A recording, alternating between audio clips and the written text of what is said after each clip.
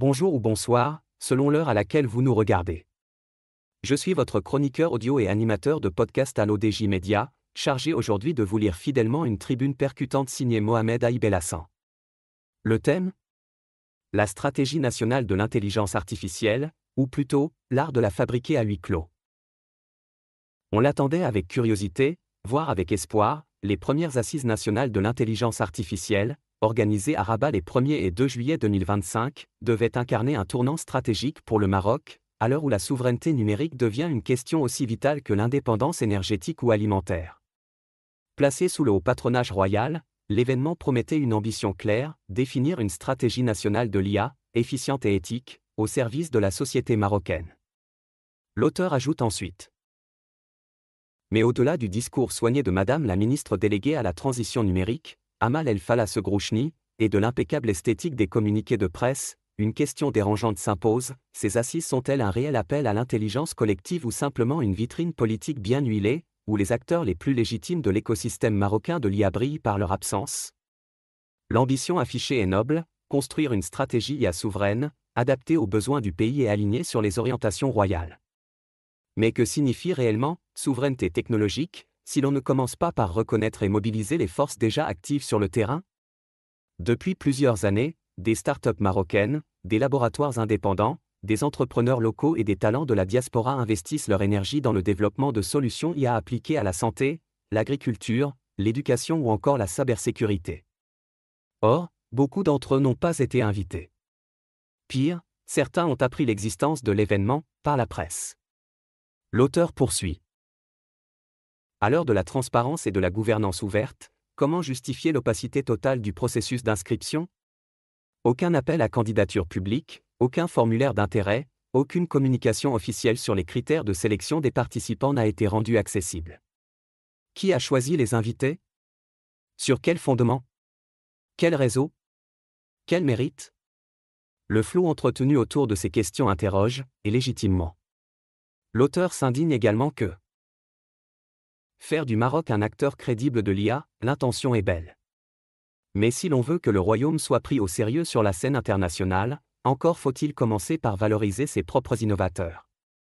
Nombre de jeunes startups, lauréates de concours internationaux, ayant levé des fonds ou développé des applications concrètes pour les collectivités marocaines, ne figurent nulle part dans le programme. Pendant ce temps, certaines institutions parachutées ou multinationales de façade sont surprésentées, occupant des panels entiers sans ancrage local réel ni retour d'expérience sur le terrain marocain. L'auteur regrette que le sentiment d'exclusion est d'autant plus amer que la première journée était censée être dédiée aux démonstrations de start-up innovantes. Encore aurait-il fallu qu'elles soient invitées. Il faut le dire franchement, l'écosystème marocain est fatigué de ces grands-messes où l'on applaudit de jolies phrases, où l'on cite les mots à la mode, éthique, efficience, inclusion, mais où l'on repart sans feuille de route claire, sans livrable, sans calendrier, sans budget, sans suivi. Combien de protocoles d'accords signés lors d'événements similaires ont réellement donné lieu à des actions concrètes ?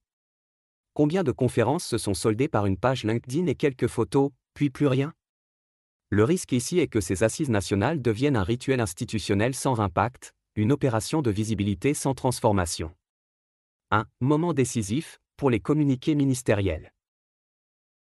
L'auteur souligne aussi qu'il est étonnant, voire inquiétant, qu'en amont d'un événement censé définir la stratégie nationale de l'IA, aucune ébauche de texte, aucun document de travail, aucune base de discussion ne soit rendue publique. La logique aurait voulu que les acteurs de l'écosystème puissent contribuer, critiquer, enrichir cette vision en amont, plutôt que de découvrir des recommandations finales, prêtes à l'emploi, sans participation élargie. Les 13 verticales annoncées santé, sport, médias, gouvernance, etc. sont pertinentes. Mais quelles priorités concrètes ? Quel budget ? Quel dispositif de soutien aux startups locales ? Quel partenariat avec les universités ? Quel mécanisme d'inclusion régionale ? On n'en saura probablement pas plus à la clôture qu'à l'ouverture. Entre diplomatie technologique et radar géopolitique. L'autre soupçon plane, ces assises sont-elles organisées avant tout pour rentrer dans le radar des grandes institutions internationales et attirer les fonds souverains étrangers ? Certes, la coopération internationale est essentielle, mais si elle devient l'unique boussole de la stratégie nationale, alors le Maroc risque de devenir un terrain d'expérimentation pour technologies exogènes, sans réel contrôle ni bénéfice local durable. L'auteur revient alors sur le réflexe de branding sans substance, multiplier les logos, les hashtags, les panels, sans poser la question de l'appropriation réelle par les communautés concernées, chercheurs, professeurs, étudiants, développeurs, agriculteurs, médecins, fonctionnaires. Une IA souveraine, ce n'est pas une IA qui fait joli dans les PowerPoint. C'est une IA ancrée dans les réalités du pays, développée par ses cerveaux, pour ses priorités. À Madame la Ministre, nous voulons dire ceci, vous avez une responsabilité historique. Vous êtes à un poste stratégique dans un moment où le numérique peut réellement transformer notre économie et notre société.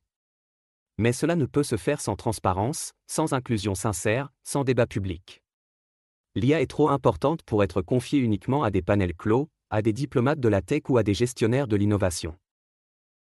Et l'auteur conclut son analyse ainsi, ce pays regorge de talents, de start-up résilientes, de jeunes chercheurs brillants, de porteurs de solutions enracinées dans les besoins des citoyens. Ce sont eux que vous devez écouter, inviter, associer, financer, protéger. La souveraineté technologique ne se décrète pas. Elle se construit. Patience, courage, justice. Si ces assises ne deviennent qu'un autre événement de surface, alors elles rejoindront la longue liste des occasions manquées. Mais si elles s'accompagnent enfin d'un mécanisme transparent, consultatif et participatif, si elles donnent lieu à un vrai plan d'action budgété, si elles intègrent les vrais acteurs du terrain, alors peut-être qu'elles mériteront leur nom. Le Maroc a les moyens d'être un acteur crédible de l'IA. Mais il doit commencer par croire en ses propres forces vives. Merci à toutes et à tous d'avoir suivi cette chronique.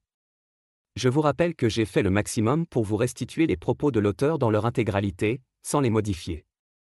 Nous vous donnons rendez-vous très prochainement pour une nouvelle chronique engagée, ici, sur l'ODJ Média. Portez-vous bien.